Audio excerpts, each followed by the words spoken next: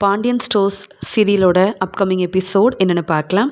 பாண்டியன் வீட்டில் தங்கமயில் மாசமாக இருக்கிறதுனால தங்கமயிலுக்காக சின்ன ஃபங்க்ஷன் மாதிரி ஏற்பாடு பண்ணி இங்கே வந்து சரவணன் பரிசெல்லாம் கொடுக்க தங்கமயில் இதை பார்த்து ரொம்ப சந்தோஷப்படுறாங்க. ரொம்ப நாள் கழித்து என் வீட்டுக்காரர் எனக்காக இப்படிலாம் செஞ்சுருக்காரு, அதுவும் நான் கேட்காம இதெல்லாம் செஞ்சுருக்காருன்னு சரவணன் கிட்ட ரொம்ப ஆசையாக பேசிகிட்டு இருக்கிறாங்க.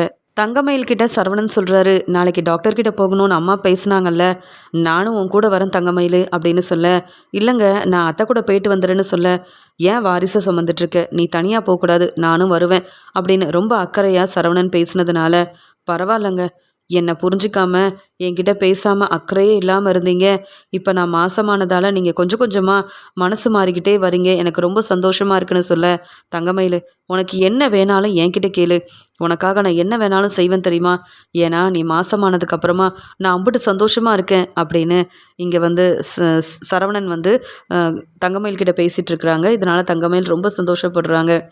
அங்கே முத்துவேல் வீட்டில் இங்கே சக்திவேல் யோசிக்கிறாரு, இன்றைக்கி என்னவோ கோர்ட்டில் எந்த முடிவும் சொல்லாமல் என் பையனை அனுப்பிட்டாங்க, ஆனால் இன்னும் என்ன முடிவை எடுக்க போகிறாங்கன்னு தெரியலையே, இங்கே குமாருக்கு மட்டும் ஏதாவது பிரச்சனையாச்சுன்னா, இல்லை குமார் மறுபடியும் உள்ளே போனால் என்னால் அதை தாங்கிக்கவே முடியாதே அப்படின்னு யோசனை பண்ணிகிட்ருக்க.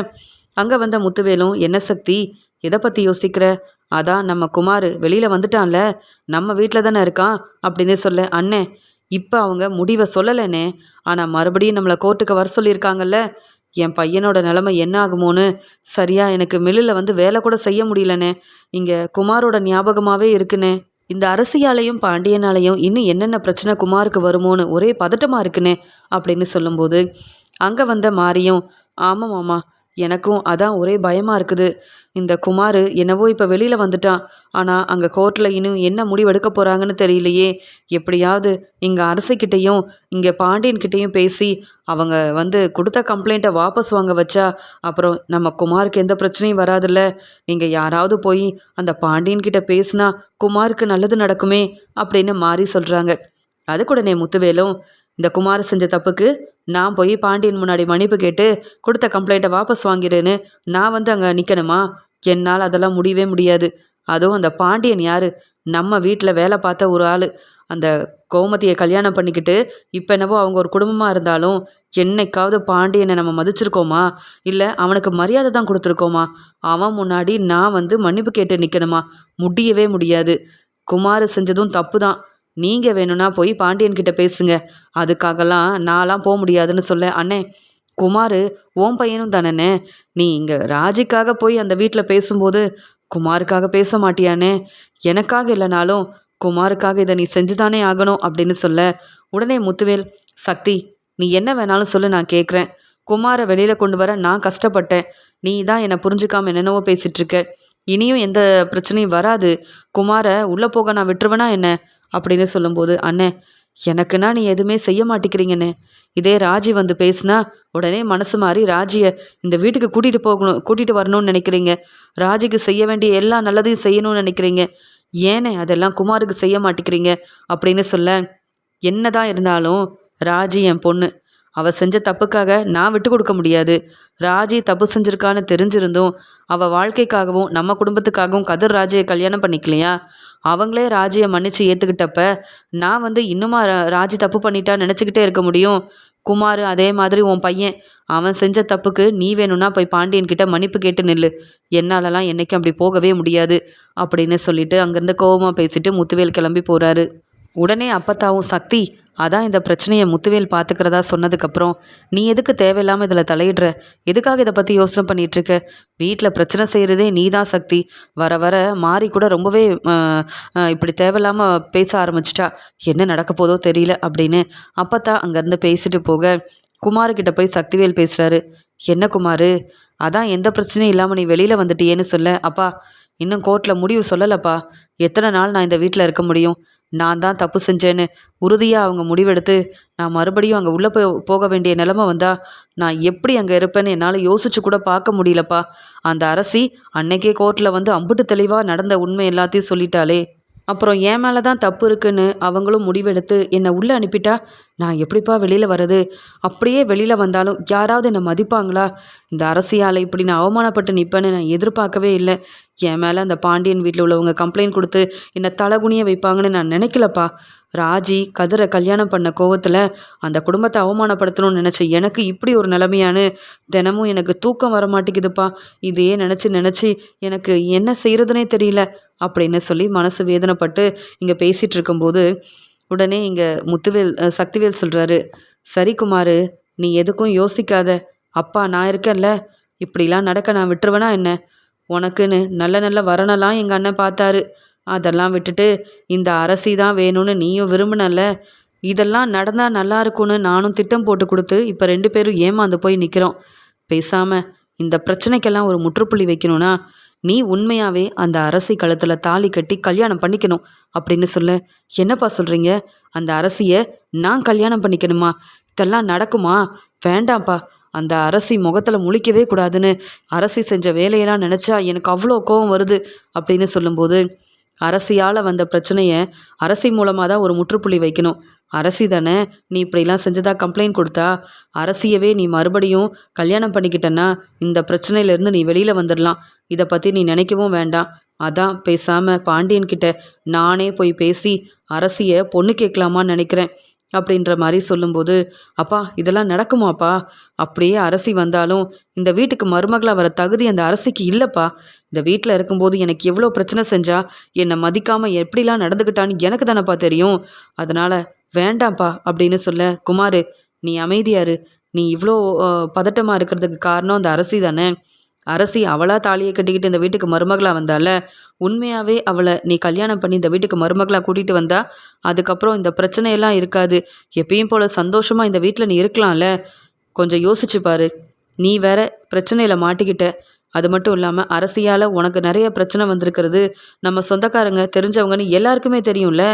அப்புறம் யாராவது உன்னை நம்பி பொண்ணு கொடுப்பாங்களா? உன்னை பற்றி சொல்லி புரிய வச்சு நாங்கள் தான் பொண்ணு கேட்டு போக முடியுமா? அந்த நிலமையில நாம் இல்லை. அந்த அரசியால் இனி எதுவுமே நடக்குன்ற ஒரு நம்பிக்கையே எனக்கு இல்லை. பேசாமல் நான் சொல்கிறத கேளுன்னு சொல்லும்போது, அப்பா நீங்களா ஒரு முடிவெடுக்காதீங்க. முதல்ல பெரியப்பா கிட்ட போய் சொல்லுங்கப்பா. ஏற்கனவே அரசியை விரும்புகிற மாதிரி ஏமாற்றி அவள் குடும்பத்தை அவமானப்படுத்தணும்னு நினச்சி நான் இப்போ இந்த நிலமையில இருக்கேன். இதில் வேற மறுபடியும் அரசியை நான் கல்யாணம் பண்ணிக்கிறதா? பெரியப்பா கிட்ட கேட்டுட்டு அப்புறம் எந்த முடிவானாலும் எடுங்க.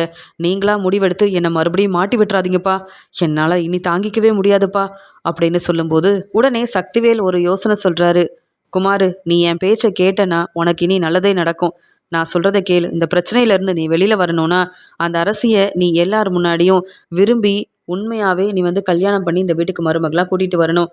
அது மட்டும் இல்லை, அரசி உன்ன மாதிரிலாம் இல்லை. அவள் மறுபடியும் கோயிலுக்கு கிளம்பி போகிறா. வெளியில் அவள் விருப்பப்பட்ட இடத்துக்கெலாம் போயிட்டு வரா. ஆனால் நீ தான் அவமானப்பட்டு வீட்டுக்குள்ளேயே இருக்க. பேசாமல் யாருக்கும் தெரியாமல் அந்த அரசிக்கிட்ட போய் பேசி மன்னிப்பு கேளு. நான் மனசு மாறிட்டேன், திருந்திட்டேன். உன்னை தவிர நான் வேறு யாரையும் கல்யாணம் பண்ணிக்கவே மாட்டேன் அப்படின்னு அரசிக்கிட்ட பேசி அவள் மனசை மாற்றி நீ அரசியை கல்யாணம் பண்ணிக்கணும். அது மட்டும் இல்லாமல் நானே போய் பாண்டியன் வீட்டில் பேசி உனக்காக பொண்ணு கேட்குறேன். உனக்கும் அரசிக்கும் கல்யாணம் நடந்தால் இந்த பிரச்சனையிலேருந்தும் நீ வெளியில் வரலாம். உன் மேலே கம்ப்ளைண்ட் கொடுத்து இம்புட்டு கஷ்டப்படுத்தி உன்னை உள்ளே அனுப்பின அந்த பாண்டியனை மறுபடியும் தலை குனிய வச்சு அவமானப்படுத்தலாம். இதெல்லாம் நீ செஞ்சுதான் ஆகணும் அப்படின்னு சொல்ல. என்னப்பா சொல்கிறீங்க? முன்னாடியும் நீங்கள் தான் திட்டம் போட்டு கொடுத்தீங்க. நானும் அதே மாதிரி செஞ்சு நான் தானேப்பா இப்போ அவமானப்பட்டு நிற்கிறேன். வீட்டுக்கு கூட வர முடியாத நிலமையில நிற்கிறேன். மறுபடியும் அந்த அரசிக்கிட்ட போய் நான் பேசணுமா? அந்த அரசி என் மேலே எம்புட்டு கோவத்தில் இருக்கா. அவளால் எனக்கு பிரச்சனை வந்தால் என்னப்பா செய்கிறதுன்னு சொல்லும்போது, நான் பொண்ணு கேட்குற உனக்காக எங்கள் அண்ணனை நம்பி நீ ஒரு பிரயோஜனமும் இல்லை. உனக்காக ஒரு நல்ல வாழ்க்கையை நான் ஏற்படுத்தி கொடுக்குறேன். அதனால் நான் சொன்னதை மட்டும் செய் அப்படின்னு புதுசாக ஒரு திட்டத்தை வேற போட்டு கொடுக்குறாரு சக்திவேல். எங்கள் அப்பத்தா முத்துவேல் கிட்ட சொல்கிறாங்க, ஏப்பா முத்துவேலு, நம்ம குமாருக்குன்னு ஒரு நல்ல வரனா பார்த்து கல்யாணத்தெல்லாம் பேசி முடிக்கக்கூடாதாப்பா? இன்னும் எத்தனை நாள் தான் இப்படி பிரச்சனையிலேயே குமார் இருப்பான்? அவன் ரூமில் இருந்து வெளியில் வரதும் இல்லை, சரியாக சாப்பிட்றதும் இல்லை. குமாரை பார்க்க எனக்கு ரொம்ப கஷ்டமாக இருக்குது முத்துவேலு அப்படின்னு அப்பத்தா சொல்லும்போது உடனே முத்துவேல் சொல்கிறாரு, அம்மா நீங்கள் பேசுகிறது சரியாக இருக்கா? இப்போ இருக்கிற பிரச்சனையில் நம்ம எங்கேன்னு போய் பொண்ணு கேட்குறது? இந்த அரசியை விரும்புறதுக்கு முன்னாடி இந்த குமாரை யோசித்து நல்லபடியாக நம்ம பேச்சை கேட்டிருந்தா குமாருக்குன்னு நல்ல வசதியான வாழ்க்கை அமைஞ்சிருக்கும். நல்ல வரனாக பார்த்து நான் கல்யாணம் பண்ணி வச்சுருப்பேன். குமாரா இருக்கட்டும், சக்திவேலா இருக்கட்டும், என் பேச்சை கேட்காம அவங்க விருப்பத்துக்கு என்னென்னவோ செஞ்சு பிரச்சனையில மாட்டிக்கிறாங்க. அதுக்கப்புறம் என்கிட்ட உதவி கேட்டு வந்து நிற்கிறாங்க. இதில் நான் வேற பாண்டியன் கிட்ட போய் மன்னிப்பு கேட்கணுமா? எனக்கு இதெல்லாம் தேவையாம்மா? முதல்ல குமாருக்கு எந்த பிரச்சனையும் இல்லாமல் அவன் இந்த பிரச்சனையிலேருந்து வெளியில் வரட்டும். நம்ம சொந்தக்காரங்க கிட்ட பேசி எப்படியாவது இங்கே குமாருக்கு கல்யாண ஏற்பாடை நான் செய்கிறேம்மா. அது வரைக்கும் இந்த குமாரும் சக்திவேலும் எந்த பிரச்சனையும் செய்யாமல் அமைதியாக இருந்தால் அதுவே போதும் அப்படின்னு பேசிகிட்டு இருக்கும்போதே அங்கே சக்திவேல் வராரு. என்ன சக்தி, மில்லுக்கு கிளம்பிட்டியான்னு சொல்ல, இல்லைண்ணே உங்களை தான் பார்க்க வந்தேன். அண்ணே நான் ஒரு முடிவெடுத்திருக்கேனே. யாரால் நம்ம குமாருக்கு பிரச்சனை வந்ததோ அவங்களாலேயே பிரச்சனைக்கு ஒரு முற்றுப்புள்ளி வைக்கலான்னு நினைக்கிறேன். நீங்கள் என்னென்ன சொல்கிறீங்கன்னு கேட்க, சக்தி கொஞ்சம் தெளிவாக சொல்லு, நீ என்ன சொல்ல வரேன்னு எனக்கு புரியல அப்படின்னு சொல்கிறாரு. அது வேற ஒன்றும் இல்லைண்ணே, பாண்டியன் வீட்டில் அந்த அரசி இருக்கால, அவன் நம்ம வீட்டுக்கு மருமகளாக வந்து கொஞ்ச நாள் இங்கே தானே தங்கியிருந்தா அப்படின்னு சொல்லும்போது, ஆமாம் அந்த பிரச்சனையால் தானே இப்போ வரைக்கும் தலை குனிஞ்சு வெளியில் தலை காட்ட முடியாமல் நிற்கிறோம் அப்படின்னு சொல்ல, பேசாமல் அரசியை நம்ம வீட்டுக்கு மருமகளாக கூட்டிகிட்டு வந்தால் என்னென்ன, நம்ம அங்கே இங்கேன்னு பொண்ணு பார்க்குறத விட்டுட்டு இப்போ இருக்கிற பிரச்சனையில் நம்ம பொண்ணு பார்க்க போனாலும் அவமானப்பட்டு தான் திரும்பி வரணும். நம்ம போய் என்னென்னு புரிய வச்சு நம்ம குமாருக்காக பொண்ணு கேட்க முடியும். பேசாமல் குமாருக்கு அரசியை கல்யாணம் பண்ணி வச்சிடலான்னு எனக்கு தோணுதுண்ணே. வெளியில் எங்கேயோ போய் பொண்ணு பார்க்குறத விட நம்ம பாண்டியன்கிட்டேயே போய் பொண்ணு கேட்டால் என்னென்ன, அரசி இந்த வீட்டுக்கு மருமகளாக வந்தால் அம்மா கூட சந்தோஷப்படுவாங்கள்ல அப்படின்னு சொல்லும்போது உடனே அப்பத்தா சந்தோஷமாக சொல்கிறாங்க, சக்தி இத்தனை நாள் நீ எடுத்த முடிவை விட இன்றைக்கி தான் தெளிவாக ஒரு முடிவு எடுத்திருக்க. அரசி ஏன் பேத்தி, அவள் இந்த வீட்டுக்கு மருமகளாக வந்தால் எனக்கு ரொம்ப சந்தோஷம். ஆனால் பாண்டியன்கிட்ட பேசி நீங்கள் ஒரு முடிவு எடுக்க முடியுமா என்ன? பாண்டியன் இதுக்கு ஒத்துக்குவாரா? நம்ம குடும்பத்து மேலே பாண்டியன் அவ்வளோ கோவத்தில் இருக்க தானே இங்கே வந்து குமார் செஞ்ச தப்புக்கு கம்ப்ளைண்ட்லாம் கொடுத்துருக்காங்க. நீ சொல்கிறதெல்லாம் கேட்க நல்லா தான் இருக்குது, ஆனால் இப்படிலாம் நடக்க வாய்ப்பு இருக்கா சக்திவேல்னு அப்பத்தா கேட்குறாங்க. உடனே அம்மா அப்படி நடந்தால் நல்லது தானம்மா, உங்கள் பேத்தி நம்ம வீட்டுக்கு மருமகளாக வந்தால் பிரச்சனை இருக்காதுல்ல அண்ணே, நான் எடுத்த முடிவு சரிதானே அப்படின்னு சொல்லி கேட்குறாரு. அதுக்கு முத்துவேலும், சக்தி நீ பேசுகிறத கேட்கும்போது நம்ம வீட்டுக்கு அரசி மருமகளாக வர்றதுக்கு காரணம் உன் பையன் குமாருக்கு எந்த பிரச்சனையும் இருக்கக்கூடாதுன்றதுக்காக தானே, அவங்க கொடுத்த கம்ப்ளைண்ட்டை வாபஸ் வாங்குறதுக்காக தான் நீ இப்படி ஒரு முடிவு எடுத்திருக்கிறதா ரொம்ப தெளிவாக தெரியுது. இதை பற்றி எப்படி பாண்டியன் கிட்ட நீ போய் பேச போகிறேன்னு எனக்கு தெரியல, ஆனால் உனக்காக இந்த விஷயமா பேச நான் வரவே மாட்டேன் அப்படின்னு சொன்ன உடனே, அண்ணே நான் பார்த்துக்கிறேன்னு, என் பையனுக்காக என்ன செய்யணும்னு நான் தெளிவாக யோசித்து ஒரு முடிவு எடுத்துட்டேன். இனி யாருடைய உதவியும் எனக்கு வேண்டாம் அப்படின்னு சொல்லிட்டு அங்கேருந்து கிளம்புறாரு சக்திவேல். அப்போ முத்துவேல் நினைக்கிறாரு, ஏற்கனவே ராஜியை போய் கூப்பிட்டு வரணும்னு சொல்லி அந்த பாண்டியன் வீட்டுக்கு போய் நான் அவமானப்பட்டு வந்துட்டேன். இப்போ இந்த சக்திவேல் வேற இப்படி ஒரு முடிவு எடுத்திருக்கான். இதெல்லாம் சரிப்பட்டு வரும்னு எனக்கு தோணலை. எவ்வளோ சொல்லியும் சக்திவேல் கேட்கவே மாட்டிக்கிறானே அப்படின்னு முத்துவேல் நினைக்கிறாரு. இங்கே சக்திவேல் இங்கே குமாரை கூட்டிகிட்டு வெளியில் போகிறாரு. அந்த சமயம் குமார்கிட்ட சொல்கிறாரு, இந்த கோயிலுக்கு தான் தினமும் அரசி வந்துட்டு போகிறத நான் பார்த்தேன். நீ இன்னைக்கு அரசிக்கிட்ட போய் பேசணும். நான் மனசு மாறிட்டேன் அரசி அப்படின்னு சொல்லி புரிய வைக்கணும். அரசியே இங்கே வந்து மறுபடியும் நீ திருந்தினதை நம்பி உன்னை கல்யாணம் பண்ணிக்க ஒத்துக்கணும். அதுக்கு நீ ஏதாவது செஞ்சே ஆகணும். இப்படியே நம்ம எதுவுமே செய்யாமல் போய் பாண்டியன் கிட்ட பேசினா சரிப்பட்டு வராது. நம்ம வீட்டுக்கு அரசி மருமகளாக வந்தாதான் உனக்கும் பிரச்சனை இருக்காது, உனக்கும் கல்யாணம் நடக்கும். இல்லை நம்ம போய் உன்னை பற்றி பேசி யார் மூலமாகவும் உனக்கு வந்து எந்த வரனும் கிடைக்காது, கல்யாணமும் நடக்கவே நடக்காது குமார் அப்படின்னு சொல்லும்போது, அப்பா நான் போய் பேசுகிறேன்ப்பா, ஆனால் மறுபடியும் பிரச்சனை வராதில்ல, அரசி என்னை போலீஸில் மாட்டி விட்டுற மாட்டாளப்பா, அதான்ப்பா ரொம்பவே பதட்டமாக இருக்குது அப்படின்னு சொல்ல, நீ இப்படியே யோசனை பண்ணிகிட்டு இருந்தா உன் வாழ்க்கையில் நல்லது நடக்கணுமா வேண்டாமா? நான் சொல்கிறத கேளு. நான் இங்கேருந்து கிளம்புறேன். அரசி வந்தால் நீ தான் பேசி புரிய வைக்கணும். புரியுதுல்ல? உனக்கு ஒரு அப்பாவாக இருந்து என்னால் இவ்வளோ தான் செய்ய முடியும். இதுக்கு மேலே யோசித்து ஒரு நல்ல முடிவாக நீ எடு அப்படின்னு சொல்லிட்டு அங்கேருந்து கிளம்பிடுறாரு சக்திவேல். அங்கே நின்றுட்டுருக்க இங்கே வந்து குமார் யோசிக்கிறாரு, அரசி வருவா, ஆனால் எப்படி போய் அரசிக்கிட்ட பார்த்து பேசுறது? அவள் இருக்கிற கோவத்தில் என்ன வேணாலும் முடிவெடுத்துருவாளே. அரசியை பார்த்தாலே கொஞ்சம் பதட்டமாக தான் இருக்குது. அங்கே கோர்ட்டுக்கு கூட அரசி வந்தப்போ அவ்வளோ கோவமாக இருந்தாலே, எப்படி போய் அரசிக்கிட்ட பேசுறது? இதை சொன்னால் என் அப்பா வேற புரிஞ்சுக்க மாட்டேங்கிறாரே அப்படின்னு குமார் அரசி வருவாங்கன்னு அங்கே காத்துட்ருக்காரு. அரசி சொல்கிறாங்க, அம்மா நான் இன்னைக்கு கோயிலுக்கு போயிட்டு வரட்டுமா அப்படின்னு சொல்ல, நானும் வரேன்டி நில்லு அப்படின்னு சொல்கிறாங்க. வீட்டில் தான் நிறைய வேலை இருக்குல்லம்மா, நான் தான் இப்போ தனியாக எல்லா இடத்துக்கும் போக ஆரம்பிச்சிட்டேனே. நான் கோயிலுக்கு போயிட்டு வரேன். மீனா அண்ணி, ராஜி அண்ணின்னு யாராவது இருந்திருந்தா கூட கூப்பிட்டு போயிருப்பேன். எல்லாரும் ஒவ்வொரு வேலையாக வெளியில் கிளம்பி போயிட்டாங்க. நான் எப்பயும் போல் கோயிலுக்கு போயிட்டு வரேம்மா அப்படின்னு சொல்லும்போது, ஆமாம் அரசி, உன்னை வேற உங்கள் அப்பா படிக்க வைக்கணும் அப்படின்னு ஆசைப்படுறாரு. நல்லா கோயிலில் போய் வேண்டிக்கிட்டு வா, இனியாவது உன் வாழ்க்கையில் நடக்கிறது எல்லாம் நல்லதாகவே நடக்கட்டும் அப்படின்னு சொல்லிட்டு நான் வீட்டு வேலையெல்லாம் பார்த்துக்கிறேன், சீக்கிரமாக வந்துரு அரசி அப்படின்னு அனுப்பி வைக்கிறாங்க கோமதி. கோயிலுக்கு கிளம்பி போகிறாங்க. அங்கே அரசி பார்க்கும்போது குமார் நிற்கிறத கவனிக்கிறாங்க. இந்த குமார் எதுக்கு இங்கே வந்தான் அப்படின்னு யோசனை பண்ணிட்டு, நம்ம கோயிலுக்கு வந்திருக்கோம், இவங்களெல்லாம் எதுக்கு பார்க்கணுன்னு சொல்லி கோயிலுக்குள்ளே போகிறாங்க. அங்கே வந்த குமார், அரசி கொஞ்சம் நில்லு அரசி, உங்ககிட்ட நான் பேசணும் அரசி அப்படின்னு சொல்கிறாங்க. என்னது, என்கிட்ட பேசணுமா? இவனுக்கு முதல்ல என்ன தகுதி இருக்குது என்கிட்ட பேச? இவன் யார் முதல்ல என்கிட்ட பேச வர்றதுக்கு அப்படின்னு அரசி கண்டுக்காமல் இருக்காங்க. ஆனால் குமார், அரசி நில்லு அரசி, உங்ககிட்ட நான் பேசியே ஆகணும் அப்படின்னு சொல்லும்போது, என்ன பிரச்சனை செய்ய மறுபடியும் வந்துட்டிங்களா? இப்போ தான் கொஞ்ச நாள் நிம்மதியாக வெளியில் எனக்கு பிடிச்ச இடத்துக்கு வந்துட்டுருக்கேன், கோயிலுக்கு நான் வரது கூட உங்களுக்கு பிடிக்கலையா அப்படின்னு கேட்க, இல்லை அரசி, நான் முன்ன மாதிரி இல்லை, நான் திருந்திட்டேன், நான் மனசு மாறிட்டேன் அரசி, என்னை நீ நம்பு அப்படின்னு சொல்கிறாங்க. அப்படியா, ரொம்ப நல்லது. ஆனால் உங்ககிட்ட நான் ஏங்க பேசணும்? நீங்கள் யார் முதல்ல? என்ன எதுக்கு கூப்பிட்டு நிற்க வச்சு பேசணும்னு நினைக்கிறீங்க? நீங்கள் செஞ்ச வேலைக்கு நான் உங்களை சும்மா விடக்கூடாதுன்னு உங்கள் மேலே அவ்வளோ கோவத்தில் இருக்கேன். அது மட்டும் இல்லை, நீங்கள் என்கிட்ட பேச வந்தது என் அண்ணன்களுக்கோ என் அப்பாவுக்கோ தெரிஞ்சது, உங்களை யாரும் சும்மா விட மாட்டாங்க. அதனால் இங்கேருந்து யாரும் பார்க்கறதுக்குள்ளே கிளம்பிடுங்க குமார். நீங்கள் என்னை ஏமாத்தின வரைக்கும் போதும், நான் உங்களை நம்பி ஏமாந்த வரைக்கும் போதும். உங்ககிட்ட பேச எதுவுமே இல்லை. நான் உங்களை புரிஞ்சிக்காம உண்மையாகவே நீங்கள் என்னை விரும்புகிறீங்கன்னு நம்பி நான் ஏமாந்து நின்னல, அதை பார்த்து அம்புட்டு சந்தோஷப்பட்டீங்களே, அப்புறம் எதுக்காக இப்போ வந்து என்கிட்ட இதெல்லாம் பேசிகிட்டு இருக்கீங்க அப்படின்னு சொல்லும்போது, என்னை மன்னிச்சிட அரசி, உன் மனசை புரிஞ்சிக்காம உன் குடும்பத்தை அவமானப்படுத்தணுன்னு தேவையில்லாமல் உனக்கு பிரச்சனை செஞ்சுட்டேன். உனக்கு நடக்க இருந்த கல்யாணத்தை நிப்பாட்டினதும் நான் தானே எல்லா பிரச்சனைக்கும் காரணம். அப்புறம் உன்கிட்ட வந்து தானே நான் மன்னிப்பு கேட்கணும். என்னை மன்னிச்சிரு, உண்மையாகவே நான் மனசு மாறிட்டேன். இப்போ நான் உண்மையாகவே உன்னை விரும்புகிறேன், உன்னை கல்யாணம் பண்ணிக்கணும்னு ஆசைப்பட்றேன். உன் நல்ல மனசை புரிஞ்சிக்காம உன் குடும்பத்துக்காக உன்னை ரொம்ப கஷ்டப்படுத்திட்டேன். இனி நான் திருந்துறதுனால நான் செஞ்ச தப்பெல்லாம் புரிஞ்சுக்கிட்டு உன் கூட ஒன்று சேர்ந்து வாழணும்னு நினைக்கிறேன் அப்படின்னு பேசிகிட்டு இருக்கும்போதே அரசி பலார்னு வெளுத்து வாங்குறாங்க. மறுபடியும் யாரடா நம்ப வச்சு ஏமாத்தலான்னு நினைக்கிற? தெளிவாக முடிவெடுக்க வேண்டிய ஒரு இடத்துல நான் இருக்கேன்.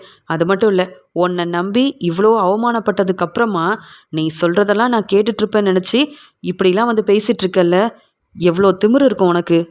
நீ சொல்கிற எல்லாத்தையும் நம்பி மறுபடியும் நான் ஏமாறுவேன்னு நினச்சி இங்கே பேச வந்தியா? இப்போவே என் அப்பாவுக்கு ஃபோன் பண்ணி வர வைப்பேன். உன் நிலமை என்ன ஆகும்னு யோசிச்சு பாரு.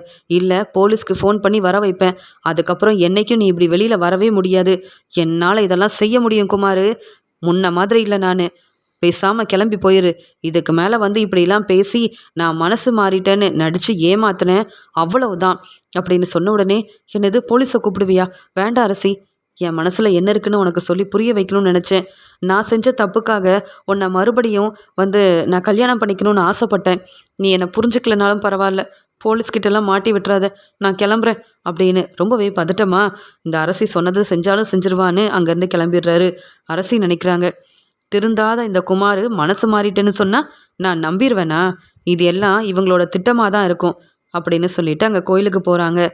கோயிலேருந்து வந்த அரசி அமைதியாக இருக்கிறத பார்த்துட்டு கோமதி கேட்குறாங்க, என்ன அரசி கோயிலுக்கு போயிட்டு வந்தல்ல, அப்புறம் என்ன எதுவுமே பேசாமல் இருக்கேன்னு கேட்க, இல்லைம்மா கொஞ்சம் டயர்டாக இருக்குது, நான் போய் ரெஸ்ட் எடுக்கிறேன்னு சொல்கிறாங்க.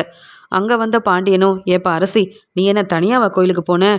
ஏன் கோமதியை கூப்பிட்டு போக வேண்டியதானேன்னு சொல்ல, நான் வரேன்னு சொன்னேங்க, என்னன்னு தெரியல, இன்றைக்கி தனியாகவே கோயிலுக்கு போயிட்டு வரேன்னு சொல்ல, உடனே பாண்டியனும், அரசி நீ படிக்கணும்னு ஆசைப்பட்டலப்பா, காலேஜில் போய் மறுபடியும் சேர்றதுக்கு எம்பிட்டு பணம் செலவாகும், அது எல்லாத்தையும் கேட்டுட்டு வந்தா நான் உன்னை படிக்க வைக்கிறேன்ப்பா, காலேஜில் சேர்த்து விடுறேன்ப்பா அப்படின்னு சொல்ல, ரொம்ப நன்றிப்பா, நான் செஞ்ச தப்பெல்லாம் புரிஞ்சுக்கிட்டேன், இனியும் நான் படித்து முன்னேறணும்னு ஆசைப்பட்றேன்ப்பா, மற்றபடி இப்போதைக்கு என் படிப்பு முக்கியம்னு நான் நினைக்கிறேன்ப்பா அப்படின்னு சொல்ல, கண்டிப்பாப்பா இப்போயாவது தெளிவாக ஒரு முடிவெடுத்திருக்கியே, படித்து மீனா மாதிரி நீயும் ஒரு நல்ல வேலைக்கு போகிறத பார்க்க எனக்கு எம்பிட்டு சந்தோஷமாக இருக்கும். அதனால் எதையும் யோசிக்காமல் நீ படித்து முன்னேறணும், அதுக்கு அப்பா உனக்கு கூடவே இருந்து என்ன உதவி வேணாலும் செய்வேன்ப்பா அப்படின்னு பாண்டியன் வந்து நம்பிக்கையாக பேச, இதை கேட்ட அரசியும் கோமதியும் ரொம்பவே சந்தோஷப்படுறாங்க. வீட்டுக்கு வந்த உடனே சக்திவேல் குமார்கிட்ட கேட்குறாரு, குமார் அரசியை பார்த்தியா, பேசுனியா, என்ன சொன்ன அரசின்னு கேட்க, அப்பா நான் சொல்கிற எதையும் அரசி நம்ப தயாராக இல்லை. அவள் என்னை நல்லா புரிஞ்சு வச்சிருக்கா. நான் மறுபடியும் ஏமாத்திடுவேன்னு நினச்சி போலீஸை வர வைப்பேன், உன்னை போலீஸில் மாட்டி விட்டுருவேன்னு சொல்லிட்டாப்பா. இனி இதெல்லாம் வேண்டாம்ப்பா. அரசி இந்த வீட்டுக்கு மருமகளாக வரவும் வேண்டாம், நானும் அரசியும் கல்யாணம் பண்ணிக்க வேண்டான்னு சொல்ல. நீ அமைதியாக இருக்குமாறு, நீ பேச வேண்டியதெல்லாம் பேசிட்டு வந்துட்டல.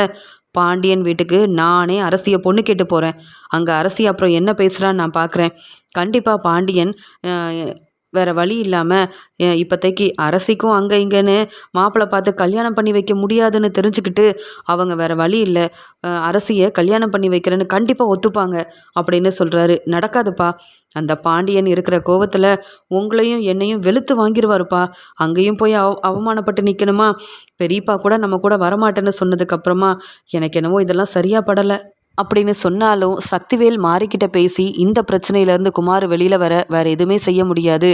நாம் போய் பாண்டியன்கிட்ட பேசணும் அப்படின்னு சொல்லி மாரியை கூப்பிட்டுக்கிட்டு இங்கே குமாரையும் கூப்பிட்டுக்கிட்டு பாண்டியன் வீட்டுக்கே போயிடுறாரு சக்திவேல். பாண்டியன் கடைக்கு கிளம்பும்போது அங்கே சக்திவேல் தன்னுடைய குடும்பத்தோடு வந்து நிற்கிறத கவனிக்கிறாரு. கோமதி இங்கே வா அப்படின்னு கூப்பிட்டு, என்ன வேணுமா இவங்களுக்கு, எதுக்கு இங்கே வந்து நிற்கிறாங்க அப்படின்னு சொல்ல, இல்லை பாண்டியா, நான் வந்திருக்கேன்னா என்னை உள்ளே கூப்பிடக்கூடாதா? நானும் உங்கள் சொந்தக்காரங்க தானே, என்னதான் இருந்தாலும் ராஜி இந்த வீட்டு மருமகன்னா நம்ம சம்மந்தி தானே அப்படின்னு சொல்லி பேச, அப்படி எந்த ஒரு பிரச்சனையும் வரக்கூடாதுன்னு தான் உங்களை கண்டுக்காமல் நாங்கள் எங்கள் வேலையை பார்த்துட்ருக்கோம். எதுக்கு இவங்க வந்திருக்காங்களாம் கேளு கோமதி அப்படின்னு சொல்ல, அண்ணே எதுக்குண்ணே இந்த குமாரை கூப்பிட்டு இங்கே வந்து நிற்கிற? ஏற்கனவே வந்த பிரச்சனை பத்தாதா? இந்த குமார் எங்களை அவமானப்படுத்தினதெல்லாம் போதாதா அப்படின்னு சொல்லி கோமதி கேட்குறாங்க. என்ன கோமதி, என்ன இருந்தாலும் நீ என் தங்கச்சி தானே அப்படின்னு சொல்ல, இப்போ தான் உனக்கு இதெல்லாம் தெரியுதானே? எத்தனை முறை மன்னிப்பு கேட்டு வந்திருப்பேன், நீங்கள் எங்களை கண்டுக்கிட்டதே இல்லையே. இப்போ என்ன புதுசாக தங்கச்சின்ற ஒரு உரிமையோடு வந்து நிற்கிற? சரி என்ன வேணும் சொல்லு அப்படின்னு சொல்லும் போதே அங்கே வந்து அரசி வந்துடுறாங்க. ராஜி, மீனா, செந்தில், சரவணன், கதிர்னு எல்லாரும் வந்து நிற்க, என்னப்பா ஏதாவது பிரச்சனையா அப்படின்னு கேட்கும்போது, இல்லை இல்லை என்னவோ பேச வந்திருக்காங்களாம், கேட்போம் இரு அப்படின்னு சொல்ல, இல்லை பாண்டியா எவ்வளவோ பிரச்சனை வந்துருச்சு, இனி உன் பொண்ணு அரசியோட வாழ்க்கையை பற்றி நாங்களும் யோசித்தோம். இங்கே நடந்த பிரச்சனையால் அரசிக்கு நீ ஒரு நல்ல வாழ்க்கையை அமைச்சு கொடுக்க முடியாமல் கஷ்டப்படுவேன்னு தெரியும். பேசாமல் அரசியை என் பையன் குமாருக்கே நம்ம கல்யாணம் பண்ணி வச்சா என்ன?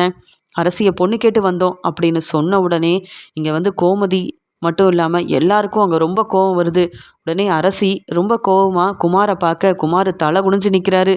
என் அப்பாவால் இன்னைக்கு என்ன நடக்க போதோ தெரியலையே அப்படின்னு நினைக்கிறாரு குமார். உடனே கோமதி, அண்ணே என்ன பேசுகிற? நாங்கள் அரசியை குமாருக்கு கல்யாணம் பண்ணி வைக்கணுமா? அப்படி அரசிக்கு கல்யாணமே ஆகாமல் வீட்டில் இருந்தாலும் பரவாயில்ல, அரசியை நாங்கள் பார்த்துப்போம். அரசி காலேஜில் சேர்ந்து நல்லா படிக்கணுன்ற ஆர்வத்தோடு இருக்கா. அரசியை படிக்க வச்சு பெரிய வேலைக்கு அனுப்பணும்னு நாங்கள் யோசிக்கிறோம். நாங்கள் எதுக்கு இந்த குமாருக்கு அரசியை கல்யாணம் பண்ணி வைக்கணும்? ஏன் இந்த குமாரால் வந்த பிரச்சனை பத்தாதா? மறுபடியும் சொல்கிறேன், பொண்ணு கேட்கணும்னு நினச்சி இங்கே வந்திருந்தனா அப்படியே கிளம்பி போயிரு. அதெல்லாம் என்றைக்கும் நடக்கவே நடக்காது. அரசி அந்த வீட்டுக்கு மருமகளாக வந்திருந்தப்ப அரசியை நீங்கள் 2 பேரும் கொஞ்சம் கூட மதிக்கவே இல்லை. அவளை எம்பிட்டு அவமானப்படுத்துகிறமோ அவமானப்படுத்துனீங்க. எங்களையும் தலகுனிய வைக்கணும்னு திட்டம் போட்டு ஏமாத்துறீங்க. இப்போ என்ன புதுசாக இப்படி கல்யாணத்தெல்லாம் செஞ்சு வைக்கலான்னு வந்து நிற்கிறியே, இது என்ன உன்னுடைய புது திட்டமா? இதில் நாங்கள் ஏமாந்து போய் நிற்போன்னு நினைக்கிறியா? அண்ணே இதுக்கு மேலே என்னை பேச வைக்காத, அவ்வளவுதான் அப்படின்னு சொல்கிறாங்க. அங்கே வந்த அரசியும், என்னம்மா நீங்கள் என்ன தானே பொண்ணு கேட்டு வந்திருக்காங்க, நீங்கள் ஏம்மா கோவப்படுறீங்க? நான் பேச வேண்டியதை பேசுகிறேன் அப்படின்னு சொல்லிட்டு சக்திவேல் பார்த்து முறைச்சிக்கிட்டே அரசி சொல்கிறாங்க. எந்த நம்பிக்கையில் உங்கள் பையனுக்காக என்ன பொண்ணு கேட்டு வந்தீங்க? ஏன் உங்கள் பையனுக்கு வேற எங்கேயும் பொண்ணு தர மாட்டேன்னு சொல்லிட்டாங்களா? அப்படி இருந்தாலும் இருக்கும். அது மட்டும் இல்லை, நாங்கள் வந்து கம்ப்ளைண்ட் கொடுத்துருக்கிறதுனால இங்கே எனக்கும் குமாருக்கும் கல்யாணம் நடந்தால் நாங்கள் கம்ப்ளைண்ட்டை வாபஸ் வாங்கிடுவோம். இதெல்லாம் யோசிச்சு தானே, திட்டம் போட்டு தானே இங்கே வந்து நிற்கிறீங்க. உங்களை பற்றி எனக்கு தெரியாதா? உங்கள் பையன் லட்சணத்துக்கு மறுபடியும் அவனை நம்பி நான் கல்யாணம் பண்ணிக்கிட்டு அங்கே வந்து நிற்கணுமா? எனக்கு இதெல்லாம் தேவையே இல்லைன்னு தான் நான் படித்து முன்னேறணும்னு நம்பிக்கையோடு இருக்கேன். மறுபடியும் அங்கே வந்து நான் என் தலை குனிஞ்சு நிற்கணும்? உங்கள் பையன் எப்படிப்பட்டவன்னு எனக்கு தெளிவாக தெரிஞ்சிருச்சு. அவனை நான் மட்டும் இல்லை, வேற யாரும் நம்பி கல்யாணம் பண்ணிக்கவே மாட்டாங்க. எங்கள் பக்கம்தான் நியாயம் இருக்குன்னு சரியான முடிவை கோர்ட்டில் சொல்ல போகிறாங்கன்னு தெரிஞ்சுக்கிட்டு இப்படி திட்டம் போட்டு வந்து நிற்கிறீங்கன்னு எனக்கு தெளிவாக தெரியும். உன் பையனை மட்டும் இல்லை, உன்னையும் நீ இப்படி செஞ்சதுக்கு எங்களை மறுபடியும் ஏமாற்ற வந்திருக்கீங்கன்னு சொல்லி உங்கள் 2 பேர் மேலேயும் நான் கம்ப்ளைண்ட் கொடுத்து இப்போவே போலீஸை வர வச்சேன்னா உங்கள் 2 பேர் நிலைமையும் என்ன ஆகும்? 2 பேரும் உள்ளே போக வேண்டியதாயிரும். போனா போதுன்னு அன்னைக்கு உன் பையன் மேலே மட்டும் கம்ப்ளைண்ட் கொடுத்தேன். உன்னை விட்டு வச்சது தப்புன்னு இப்போ தான் நான் புரிஞ்சுக்கிட்டேன். உனக்கும் அதே நிலமை குமாருக்கு வந்த நிலமை வந்திருந்தா நீ வீடு தேடி வந்து இப்படி பொண்ணு கேட்டிருப்பியா? அதுவும் என்ன பொண்ணு கேட்டு வந்திருப்பியா நீ? செய்கிற தப்புக்கெல்லாம் மன்னிப்பு கேட்டு திருந்தி இனியாவது இருப்பீங்கன்னு பார்த்தா நீங்கள் 2 பேரும் திருந்துற மாதிரியே தெரியல. நானே போலீஸை வர வைக்கிறேன். என் வாழ்க்கைக்காக நானே ஒரு முடிவெடுக்கிறேன் அப்படின்னு பேசி ரொம்ப கோவமாக பேசிகிட்டு இருக்காங்க. இதை பார்த்த உடனே மாறி சொல்கிறாங்க, இல்லைம்மா, இல்லை அரசி, நீ உண்மையாகவே எங்கள் வீட்டுக்கு மருமகளாக வரணும்னு நாங்கள் நினச்சி தான் உன்னை பொண்ணு கேட்டு வந்தோம். நீ தப்பாக நினைக்காதுன்னு சொல்ல, போதும் போதும், நாங்கள் யாராவது உங்கள் வீட்டு வாசலில் வந்து நின்னோமா? இல்லையே, நாங்கள் எங்கள் வேலையை தானே பார்த்துட்ருக்கோம். நீங்கள் பிரச்சனை செய்யறதுக்காகவே வந்திருக்கிறீங்க. நீங்கள் சொல்கிற எதையும் நான் நம்ப தயாராக இல்லை. இங்கேருந்து கிளம்புறீங்களா? போலீஸை வர வைக்கட்டுமா? நீங்கள் பேசுகிற எதையும் நம்பி கேட்பேன்னு மட்டும் நீங்கள் நினைக்கவே வேண்டாம். நீங்கள் திட்டம் போட்டு இங்கே வந்திருக்கிறது எனக்கு ரொம்ப தெளிவாக தெரியும். உங்கள் லட்சணம் என்னன்னு எனக்கு தெரியாதா? இதில் நான் வேற உங்கள் வீட்டுக்கு மருமகளாக வரணுமா? போதும், நீங்கள் ஏமாத்துன வரைக்கும் போதும். நீங்கள் இனியும் பிரச்சனை செய்ய இங்கேயே நின்றுட்டு இருந்தீங்க, அவ்வளவுதான். ஏற்கனவே உங்கள் பையன் குமார் என் மனசை மாற்ற நான் கோயிலுக்கு போனப்போ வந்து பேசினான். அப்போவே அவனை பலார்னு வெளுத்து வாங்கி தான் அனுப்புனேன். ஏன் உங்கள் பையன் வந்து சொல்லலையா? அப்புறமும் இங்கே வந்து நிற்கிறீங்கன்னா உங்களை நான் சும்மா விடக்கூடாதுன்னு நினைக்கிறேன் அப்படின்னு சொல்ல, உடனே கதிரும், என்ன சொல்கிற அரசி? மறுபடியும் இந்த குமார் வந்து உங்ககிட்ட பேசணும்னு நினச்சானா? இவனெல்லாம் சும்மா விடக்கூடாதுப்பா அப்படின்னு கோவமாக பேசும்போது, அண்ணே, நான் தான் பேசிகிட்டு இருக்கேன்ல, சரியான பதில் கொடுத்துட்ருக்கேன்னே. இவங்களால இனி பிரச்சனை வந்தால் நான் பார்த்துக்கிறேன். இவங்க வீட்டுக்கு நானாவது மருமகளாக போகிறதாவது. எனக்குன்னு என்னை பார்த்துக்கிறதுக்கு என் அப்பா, அம்மா, என் அண்ணனுங்க, அண்ணிங்கன்னு எல்லாரும் இருக்காங்க. எனக்கு இவங்க எல்லாரும் போதும். எங்கள் அப்பா என்ன சொல்கிறாங்களோ அது மட்டும்தான் என் வாழ்க்கையில் நடக்கும். இனி நானாக எந்த முடிவையும் எடுக்கவும் மாட்டேன். உங்களை நம்பி ஏமாறவும் மாட்டேன்.